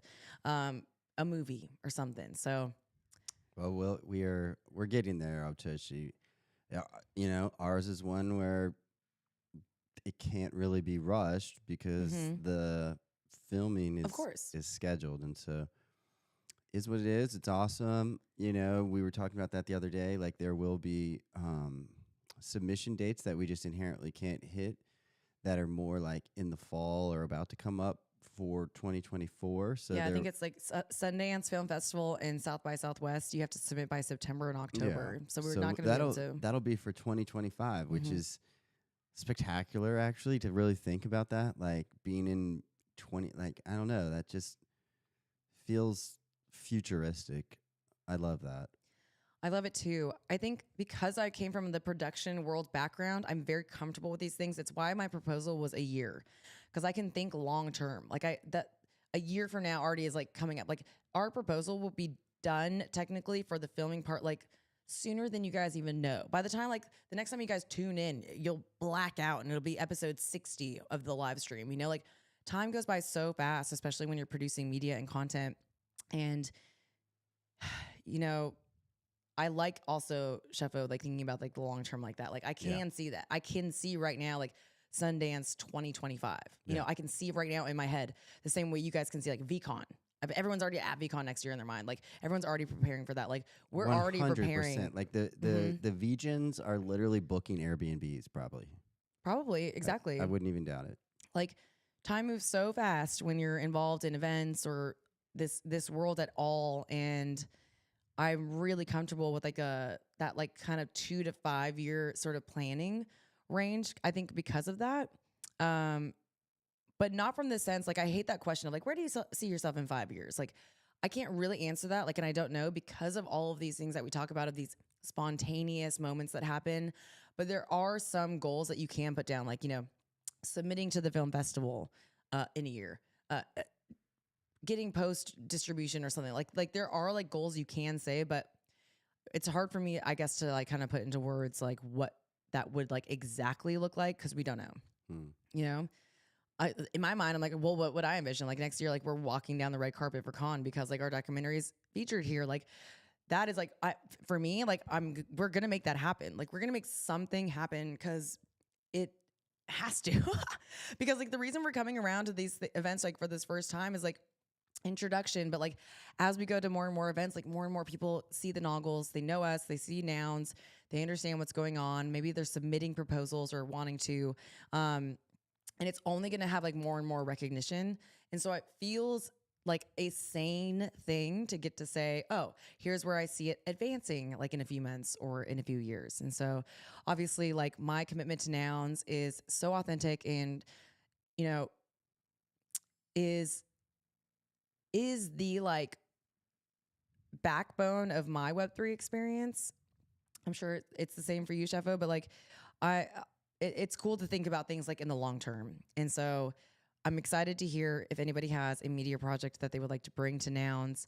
It could be a great possible way for you guys to have some type of new age VC funding from an NFT company. DAO, could you even imagine? It's so cool. And that's like another thing that you could put like in your whole thing. Like it's new age. Like it's not happening for a lot of people right now. We did meet this one guy. They're doing movie shots. It's really, really cool. But they have films that they break down by like these hard cuts. And each of those cuts is an NFT. And so you can go and like own different scenes of this movie. And they have rarity. So if this hard cut has like, it'll be like a type of shot, like close up, like only 30% of these NFTs have close-up shots. Like I saw, like I think on one of the movies he was showing me, like I didn't know they had like different rarities to those clips. That's interesting. Oh, dude, they had like 10 to 12. It was sick. And then like so you could have like a very rare thing. Like what if you have a scene or a hard cut that has like this one character that's seen once, you know? And you know what that's like so cool about that is all of a sudden like an extra in the film or something like is rare. Isn't that kind of cool?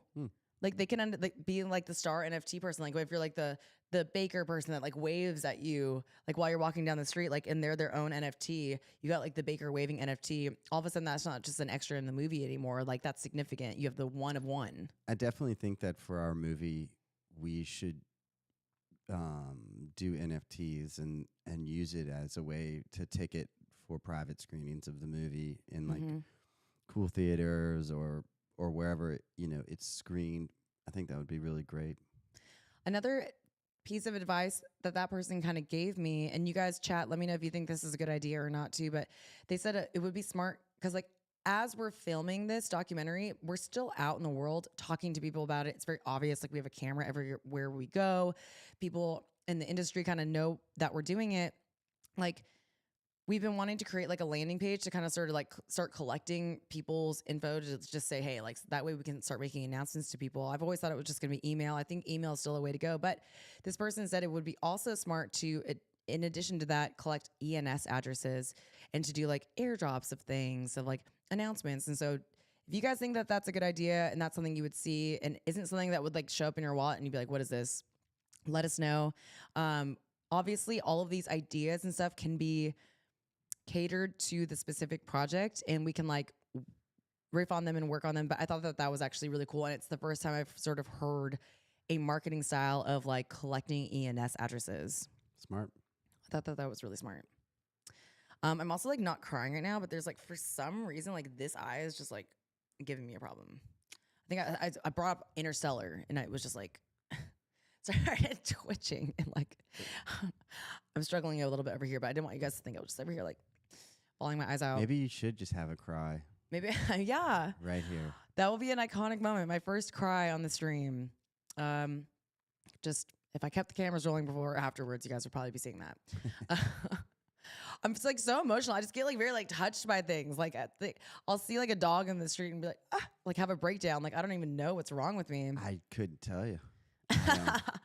I don't. I try and figure it out every day. I love you. Malcolm says it's a great idea. We love it. We love the NFTs. Let's go. Collecting ENS addresses for that. We will have to put something that says like if you have more than one ENS, like just give us one, like Sheffa. Well, it could be cool, you know, like how much is a movie ticket these days? You know, like $10 or something. I mean, it depends. No, where it's you like go. $20. Whatever. I was being old school, but Yeah, 5 cents, I mean, a nickel. Dude, it used to be like $5, but I mean, When? Damn. I mean, yeah, but it would be cool to mint like a, you know, $10 NFT or something like this, or $20, or you know, and that would be like equivalent to a ticket price. I love that idea. I know I'm definitely like thinking about these creative ways that we could like get people involved Because with at the end of the day, you know, movie industry makes money on the distribution. Like that's literally where you make the money. Mm-hmm. And not that that's obviously the goal, but you know, in order to be a sustainable project, I think that is a goal. And so, well, it'd be ridiculous to say that like you want to make a movie, but you don't want to distribute it. Like, of course, the goal is distribution. Just the same way that we're doing the stream, like our goal for the stream is to get as many eyes on this as possible, to get new subscribers. Like our goal for the documentary is to get as many eyes on it as possible, to onboard people and to like show them what we've seen and witnessed in the industry and like tell that story. Like it's a story, you know, and like you have to be okay with, I think, with saying like, yes, like I want to be seen. I want this to go. I want more subscribers. I would like for this movie to have eyes. I would like it to be distributed in multiple countries. Like, I think it's okay to say that, you know? I think it's okay to say like you are highly excited about and encouraged to kind of grow as much as possible.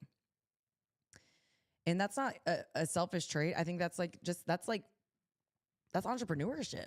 That is like absolutely. And we are builders, and we're here to build things, and things that get built get used, they get shared, they get, you know, they get proliferated. That's the whole idea of everything that's going on. And so, you know, it's interesting. I'm sure every project faces different decision-making times within the project. But yeah, like there's decisions for us on how to get on the airplane, how to show up, how to time things, how to film things. And then when it comes time, how to distribute those and how to incentivize people to you know, be a part of that. And so we will figure that out. We will figure that out. Maybe there's like a maybe you mint the NFT and you get like a free T-shirt or something as well. Like you could like redeem, you know, or something like this. I definitely want to get something to start like, you know, really introducing this idea to people to like be on the lookout. It's coming. We should maybe have like a segment at the end of like these streams and stuff. We have, by the way, have like a lot of ideas for the stream. We really want to start implementing. Oh my God, excuse me. I don't even have the sparkly water. I don't know what's wrong with me. I get so excited and then like all this air gets trapped in my body.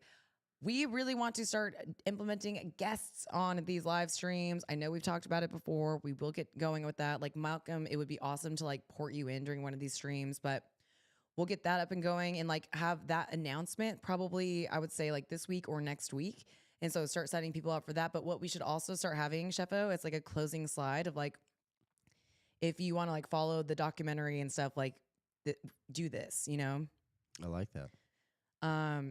And I really got to get up on my like subscriber game and like kind of doing that like clips and stuff. Like I have so many like ideas that I want to implement that are not like original ideas. They're literally like what other people have done. You gotta copy people, you guys. Like copy their rhythm, like copy like what they've done, like that's proven to be successful. Like look at the most popular YouTube sites and stuff, like the channels, and like what did they do? Like how many reels do they post a day? Like I'm always kind of like thinking about that and trying to really be mindful about ways that we can grow and do stuff. I know that we have a lot to talk about, Sheffo, about how we want to grow the show, but right now, Nouns on the Air is our special time with you guys, and I really love where it already is, and I'm excited for the potential of what this live stream could be, especially when we start getting guests on here and getting to interview people from around the world, because we do highlight people, places, and things here on Nouns on the Air.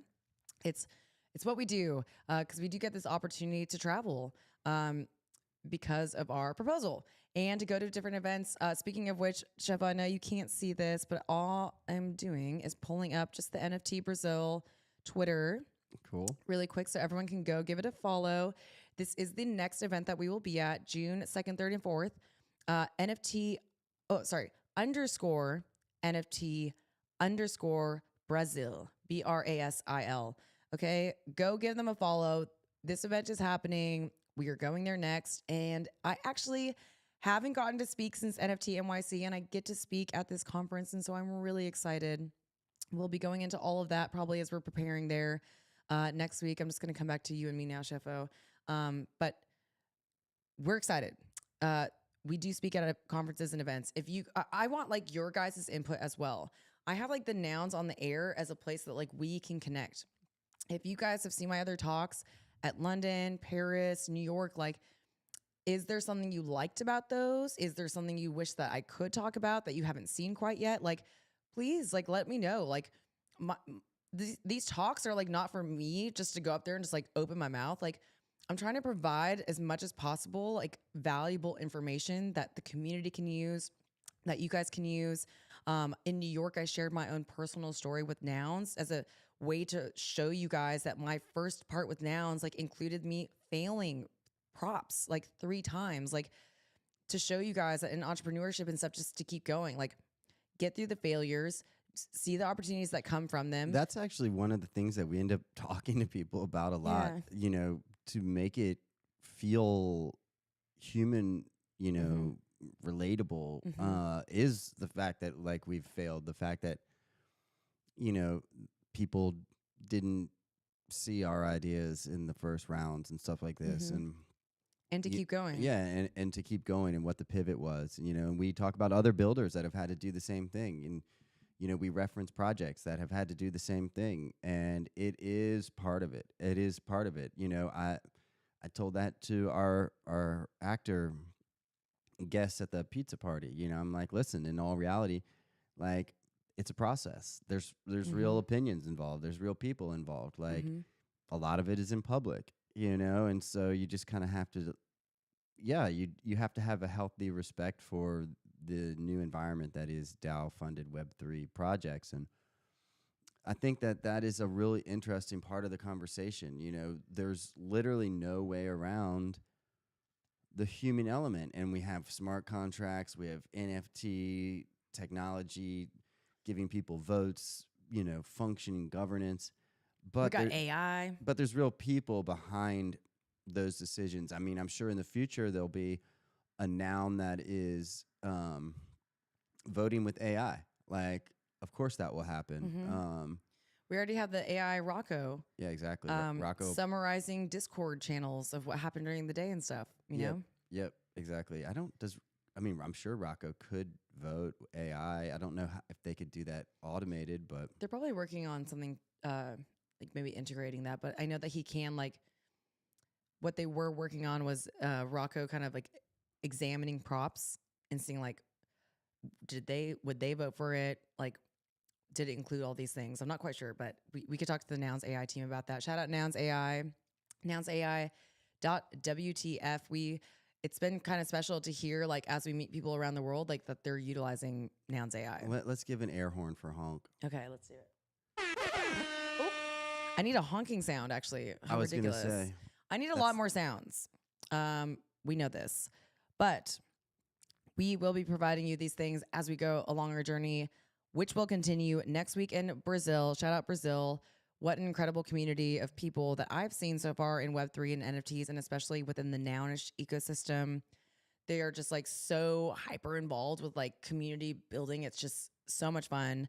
It will be my first time in South America at all, so I'm really excited to be there. Me too. I'm excited to get to speak at the conference, and I'm excited to meet the iconic Bob Burnquist, who has been really spearheading this event, taking meetings with the mayor, trying to really show the innovation side of NFTs and crypto to this community and how important that it can be for them to all implement it and sort of be in charge of it and get to expand upon these creative ideas that they have.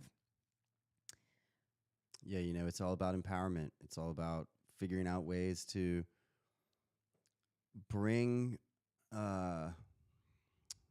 inspiration, I think is probably the best word. I mean, yes, you're bringing funding. Yes, you're bringing, you know, learning and education. But at the end of the day, you know, you really want to inspire people to do what they're good at. Yes. Like if you skateboard, dude. Like if you paint a picture, paint. If you cook. If you run, swim, sail, make coffee, make wine, make whiskey, you know, make wet wipes, write children's books, do animation, make toys, like do that thing. And, you know, maybe in the future, you know, go do something new and whatever. But like, I feel people need to bring their real favorite skill set, the thing that really they love and that they're really good at and that speaks to them. They need to bring that and with like full confidence, with like a robustness, and there's something amazing about that. And it is super cliche to keep saying, you know, oh, we're new, but like even last night at the party, we were talking about. I was talking with a gentleman who's looking at different like L2s to move their decentralized identity system onto and things like this. Like that's very new. You know, we're talking to people We about see that happening with Tezos, right? With the California DMV. That's happening with Tezos. These guys are looking at Avalanche and Polygon. Nice. Because they're Tezos is also EVM compatible, but yeah, so they're looking for cool solutions. You know, we were at a party that is experimenting with online gambling versus like online. I don't even know how to say it. Like, that part of it was interesting. Like they're operating under French laws. They're also operating under Swiss laws. So, you know, you see companies figuring out jurisdiction requirements. You definitely see that in America. I mean, we could talk about that a lot, but at the end of the day, you know, we're so early. There's this arc to understanding of this thing where it's like, you don't need to waste time focusing on how to interface with the middle person, the middleman, or the middle woman, or the middle bank, or the middle VC firm. Like, it's a much more direct way for funding. And I actually think that things like Ugly DAO and groups that are of a mindset where they want to use the NFTs to be a springboard launch platform, that super needs to happen more. You know, I agree. That's definitely one of the trickier parts right now currently in our ecosystem is finding sponsorships for great ideas. I mean, I have personally like a few really great ideas, but as I'm sure everyone watching right now on the stream does as well. Right. Actually, like, just shout out to chat really quick. Someone said that they're enjoying the combo. Thank you. Yay. Cool. If you aren't subscribed on YouTube, make sure you hit that subscribe button. You're also asking, you said you didn't know that Nouns was involved in so many things. Yep. Yes. Yep. There are so many projects, and we're barely, like, in this specific stream, have barely scratched the surface. If you want to look at all the other projects, I highly encourage you to go do a little bit of reading, but go to nouns.wtf/vote. That is the proposal page. You will see another good one every single prop that's ever been put into Nouns. Yep. Another good one is nouns.center. Yes. So it's kind of the wiki. That is true. That's a really good Nouns.center. That's where you can see, because like on the nouns.wtf/vote, you're seeing like the on-chain proposals, but there are so many things that have been funded through Prop House, through sub-DAOs that are all like Nounish as well. Nouns.center is going to be a great place for you. Yep. You're also saying, what is the Twitch handle? Okay, This is another one of my goals for the stream. I need to get way more into my Twitch, but it is still at OTGWTF. I really want to build my Twitch audience because I feel like this stream especially kind of like offers something different. Like instead of, I love the gaming streams. I love those. I find them like very comforting and stuff. Are you playing a game today? Not playing a game today. We play them sometimes on here, but I do think that this offers something new of more of like a casual conversation of things that are happening in this specific industry. And it would be interesting to see like if the Twitch community likes that. I would love to sort of grow over there. I think if you follow me on Twitch, OTGWTF, you're going to probably be, oh, actually, wait a minute. Maybe I'm misquoting myself. What's going on, Abtoshi? I was wondering if I had maybe made that my Abtoshi. Oh my goodness, Abtoshi. Okay, I was wrong. I did make it Abtoshi. I'm gonna have to switch that because I do want it to be OTG. Okay, so it's Abtoshi, AUBTOSHI. That's my Twitch, Abtoshi. And you can see there's not a lot going on there. Ooh, I do have like tons of messages. Oh, I'm seeing myself on there right now. Ah, okay, we are live on Twitch. I forgot that we also go live on Twitch. If you're watching this stream right now, you could be watching it on Twitter, LinkedIn, YouTube, which is like my favorite because I'm trying to like build my YouTube subscribers, and Twitch. I kind of like go live on Twitch just to see if it'll happen, but it looks really good on there. I should like show you what that looks like afterwards. I'm also not sure if like those save anywhere. I need to learn more about Twitch, but thank you so much for watching the stream here on YouTube. And like Twitch is a great idea. If you have any pointers of what we could do on Twitch, that would be awesome. But I'm really excited that you came and sort of got to learn a little bit more about nouns. And the really important thing of like these conversations, like why they should be happening, is because hearing about one project over here is going to maybe inspire a brand new person to say like, well, I have an idea, or like, hey, I like media. I have a film idea. That's one of the things that I was explaining to Molly and Michael is that let's say they made their rom-com Christmas movie. It's like, okay, then there's also going to be a documentary, all these other projects. I won't go down but we are all in the business of marketing each other. We are marketing each other in this incredible web of CC0 creativity. I mean, I won't even go down that rabbit hole, but like I explained CC0 to people for the first time consistently. It's one of the easiest things to explain to people. Amazing opportunity. I mean, I still think that there's such incredible opportunity for brands to, like we've seen with Bud Light, and you know, when we had a chance to talk to those guys about that and ask questions about how all that happened and everything. But man, CC0 is really and truly like a magical thing because we are all helping each other grow by doing our own projects pretty much. Yes, and like that's the thing about CC0 and Nouns specifically is at any point in time, like you could take these noggles, like you can go make a hat with this. Like you could take an exact creature, like I don't say, oh yeah, my little rabbit here. That's like my favorite noun head. I don't own a rabbit noun. That's just like my character. Look at my shirt. Chefo has a food noun shirt. Like you guys can do anything you want with these because they're CC0. All of the nouns artwork is Creative Commons 0. There's no copyright on it. You guys can take this and do whatever you want. And of course, we want to hear your ideas at Nouns. Of course, we want you to be encouraged and excited about putting in a proposal, maybe even a small one to prop.house or even on chain with Nouns.